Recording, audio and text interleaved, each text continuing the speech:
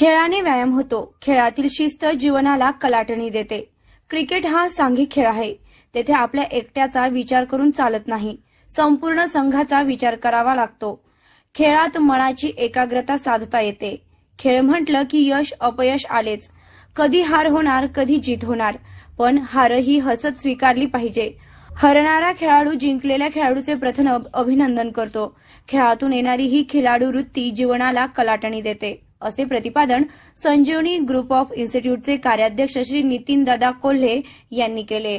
Sanjeevani group of इन्स्टिट्यूटचे विश्वस्त व संजीवनी फाउंडेशनचे सचिव सुमित कोल्हे आणि त्यांच्या मित्रपरिवाराच्या वतीनं संजीवनी सैनिकी स्कूल व तालुका क्रीडा संकुल मैदान खिरडी गणेश येथे राज्यस्तरीय पातळीवरील सहकार महर्षी माननीय शंकररावजी कोल्हे साहेब चषक अंतर्गत खुल्या टेनिस बॉल क्रिकेट स्पर्धांचं आयोजन करण्यात आलं होतं। या स्पर्धांच्या पारितोषिक वितरण समारंभात श्री नितीन दादा कोल्हे अध्यक्षस्थानावरून बोलत होते। अंतिम सामन्यात मयुरेश्वरी प्रतिष्ठान शिंगणापूर प्रथम क्रमांकाचे ₹31,000 बक्षीस व चषक मिळविले। फ्रेंड्स क्लब कोपरगाव हा उपविजेता संघ ठरला। या संघानं ₹21,000 रोख बक्षीस मिळविले। निफाड तालुक्यातील खेडले झुंगे येथील साई गोविंद संघाने ₹11,000 तिसरे बक्षीस जिंकले। SK 11 कोपरगाव संघ हा चौथ्या क्रमांकाचा मानकरी ठरला।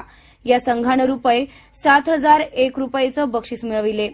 नामवंत कृषीतज्ञ श्री सुरेश कोल्हे हे प्रमुख पाहुणे म्हणून उपस्थित होते व त्यांच्या हस्ते विजेत्या संघांना रोख बक्षिसे, चषक व प्रमाणपत्र देण्यात आले। यावेळी व्यासपीठावर श्री सुमित कोल्हे, खिरडी गणेशचे उपसरपंच श्री चंद्रकांत चांदर, शिंगणापूरचे सरपंच श्री भीमाभाऊ सवंतसरकर, अॅडव्होकेट संचेती आदी व्यासपीठावर उपस्थित होते। सदर स्पर्धांसाठी राज्यभरातून 60 संघातील 750 खेळाडूंनी सहभाग नोंदविला। 5 दिवसात एकूण 51 सामने खेळले गेले। पारितोषिक वितरण कार्यक्रमात बोलताना सुमित कोल्हे यांनी सर्व खेळाडूंचं कौतुक केलं। ते म्हणाले की खेळाडूंच्या सोयीसाठी माजी मंत्री श्री शंकरराव कोल्हे यांनी तालुका क्रीडा संकुलाची उभारणी केली। कोपरगाव तालुक्यातील खेळाडूंसाठी प्रचंड क्षमता आहे। त्यांना व्यासपीठ व मार्गदर्शन उपलब्ध करून देण्याची जबाबदारी उचलून संजीवनी क्रिकेट अकॅडमीची स्थापना करून राष्ट्रीय खेळाडू घडविण्याची वाटचाल सुरू करीत आहोत।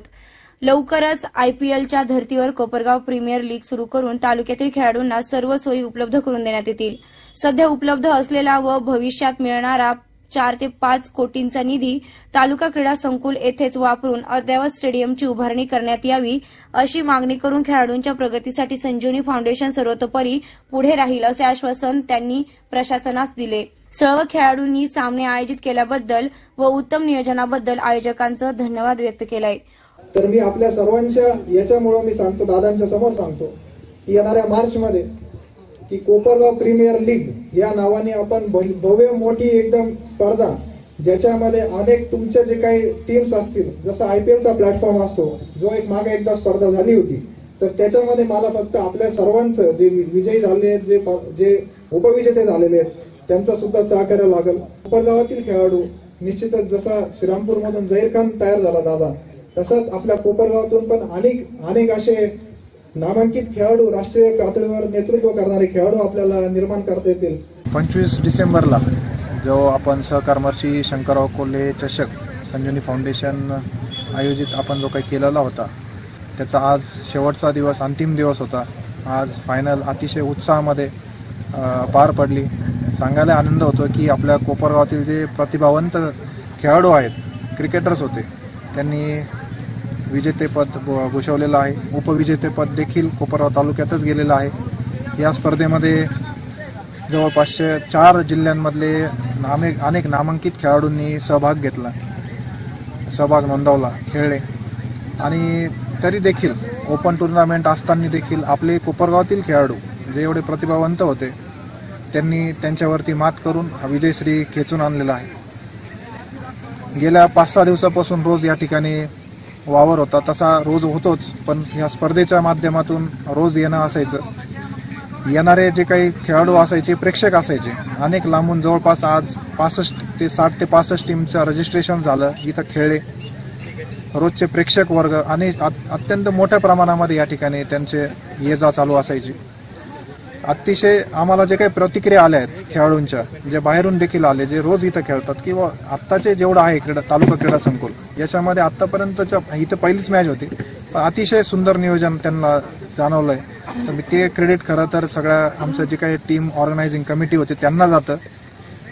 त्याचबरोबर इतकं छान, इतकं सुंदर असं हे तालुका क्रीडा संकुल आहे. याच्यामध्ये आदरणीय शंकरराव कोल्हे साहेबांच्या संकल्पनेतून जेवढं काही याचा चेहरा मोहरा बदलायचा प्रयत्न आधी देखील झाला, आता विद्यमान अध्यक्ष देखील करत आहेत.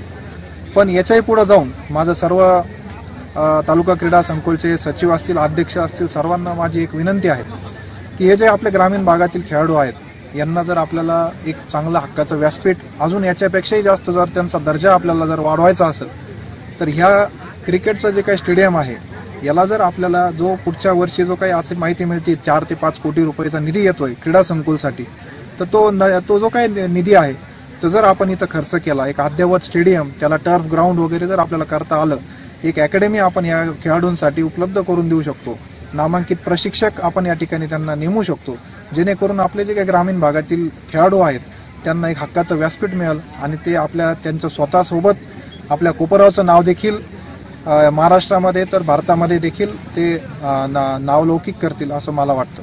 या स्पर्धा आयोजित करण्यासाठी मी मान्य संजीवनी फाउंडेशनचे अध्यक्ष अमितदादा कोल्हे, तसेच कार्यकारी विश्वस्त आदरणीय नितीनदादा कोल्हे, सहकार महर्षी शंकरराव कोल्हे साहेब, तसेच संजीवनी उद्योग समूहाचे अध्यक्ष मान्य बिपिनदादा कोल्हे व माजी आमदार, प्रथम महिला आमदार सौ स्नेहलताताई कोल्हे यांचं सर्वांचं मी पूर्ण आमच्या संयोजकांच्या वतीनं आभार व्यक्त करतो. धन्यवाद.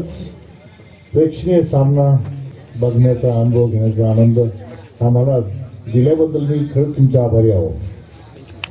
कारण की कुठलाही खेळ म्हटला की आपण ज्या पद्धतीने म्हणजे त्या स्पिरिटने खेळलात आणि त्याचा आनंद, हारणं किंवा जिंकणं हेच असतंच, कोणीतरी हरतं, पण हरण्याचाही ज्या स्पिरिटने हरलात मला खरंच त्यांचं कौतुक वाटतं. शेवटचा झेल जो घेतला सरांनी अतिउत्तम, एकदम छान.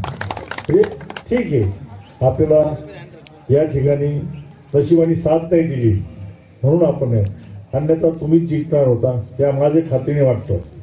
खेळ कुठलाही असो, पण खेळातली आनंद लुटण्याचा, त्याचा अनुभव घेण्याचा ह्यासाठीच आपण या ठिकाणी आपण हे केलेलं आयोजन केलेलं आहे.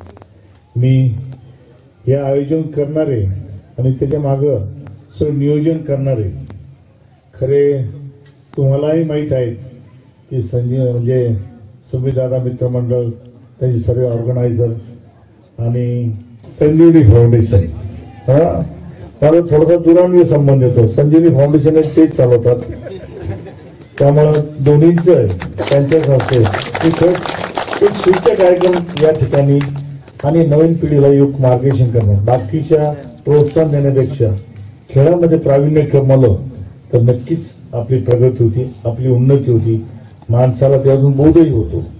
खेळ हा नुसता खेळ म्हणून नाहीये, आपण त्या ठिकाणी बघत नाहीये. तर त्या अनुषंगानं की आपण एकोप्याने काय काय करता येईल, खेळ तर करतोच आपण, हा आयुष्यभर आहे, पण हे उन्नती घेऊन आपल्याला काय करता येईल, पुढे प्रगती कसं करता येईल, आणि जरी आपल्याला अपयश आलं तरी त्याच्यातून आपले यश कसं संपादित करते हे आपल्या खेळातून आपल्याला ज्ञात होत असतं. निर्भीड कोपरगाव न्यूज, योगेश डोखे, कोपरगाव.